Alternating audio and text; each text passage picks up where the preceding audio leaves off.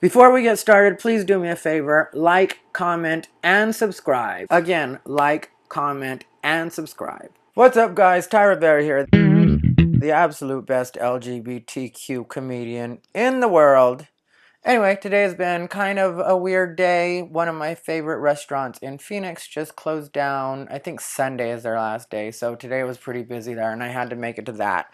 And then there was this situation where this reporter has been hitting up a couple of my friends for the last day or so, trying to get information on me. They were telling my friends that they had tried to reach out to me, but they weren't able to. I wasn't responding to them, which wasn't true. They ended up, they had hit me up, then they had blocked me, so I had assumed it was spam.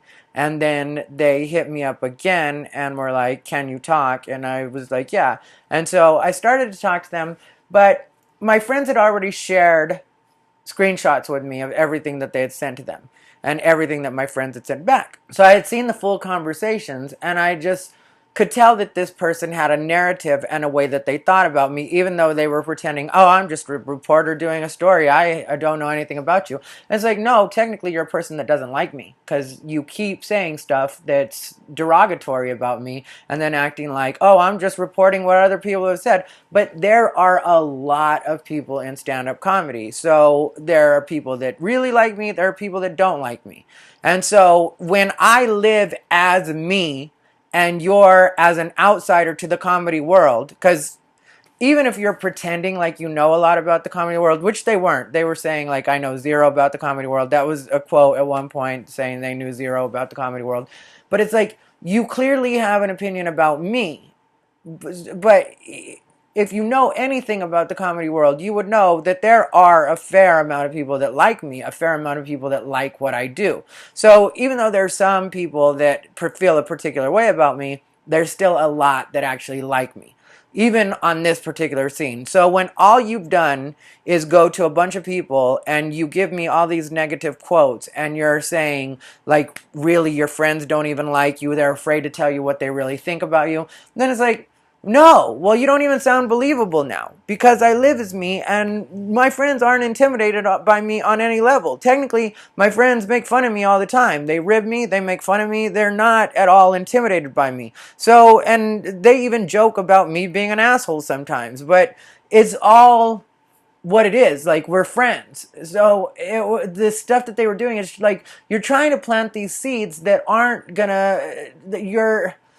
it's bad soil, because I actually know the people that are close to me. So I'm not looking to a stranger to tell me what my friends feel about me. I don't have to do that. I know what my friends feel about me because they're my friends. Even the friends that you got a hold of, which they were talking about my inner circle. That's what this person was talking about, was like, you don't know your inner circle, what they really feel about you, that kind of thing. And it was like, well, the people that you've reached out to are friends of mine. And I consider them good friends because they told me about it. But aside from one of them, they're not the people that I see every day. They're not people that I hang out with all the time. They're not, like, really, I spend most of my time with my boyfriend, and then I go to open mics and I'll chat with people there. But, like, if you ask anybody on the comedy scene, it's not like there's anybody on this scene that I really hang out with like that. There's people that I've been on the road with. So those are people that know me pretty well because we've spent days on the road together. But it's just not what they were making it seem like. So I got bored with it. And then I was like, write your story. As long as it's factually correct, I don't have a problem with it. I corrected a few things for them so they would know what was definitely not true.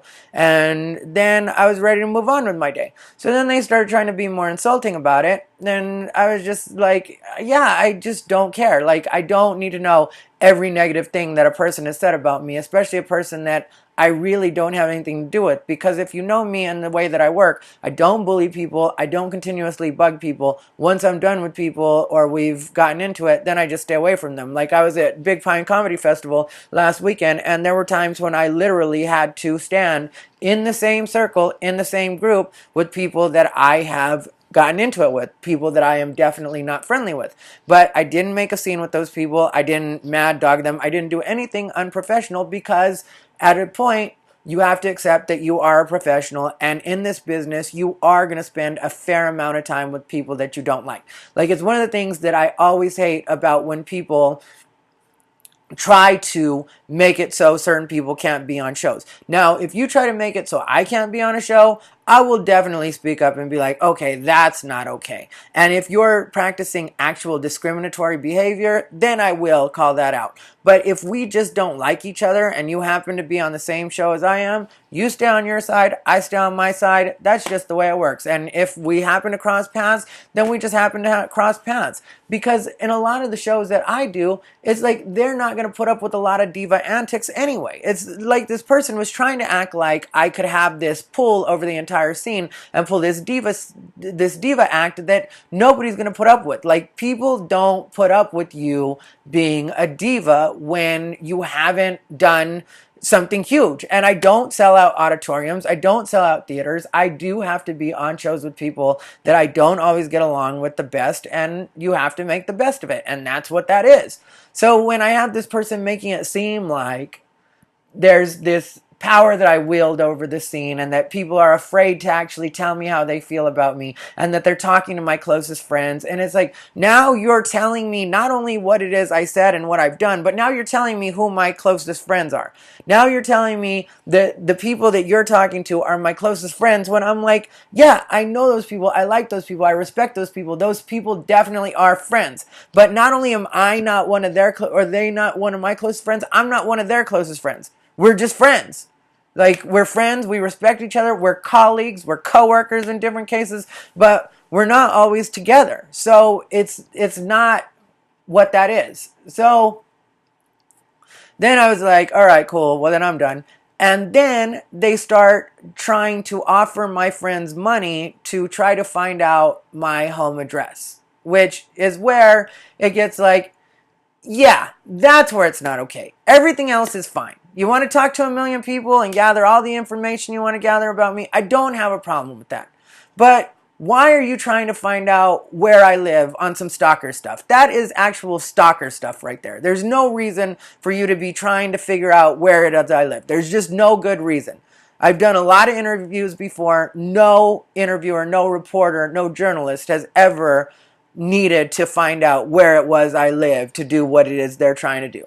And that's where I was just like, yeah, this person is crazy. And so I don't care if people choose to talk to them. I hit up one person that I know was one of the people that probably said the worst stuff about me. And I was just like, unless you want me physically harmed, stop giving this person information, because this has legit crossed over from just regular journalism or trying to figure out a story to stalking. That's just what it is. Like, there's no reason for you to be trying to figure out where it is I live and offering money for it. That's where that's not supposed to happen. And I know that. And so I'm leaving this alone completely. I'm just addressing it so people know.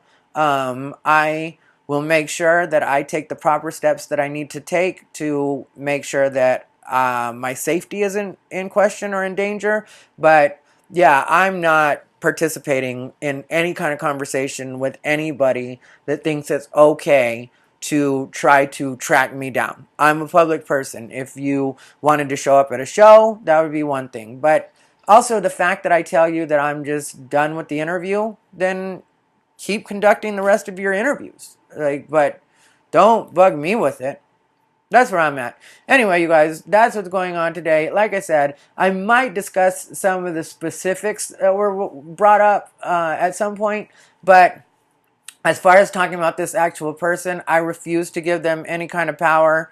And if you are my friend and you're dealing with them, I would just say proceed with caution, because it's gotten a bit weird now.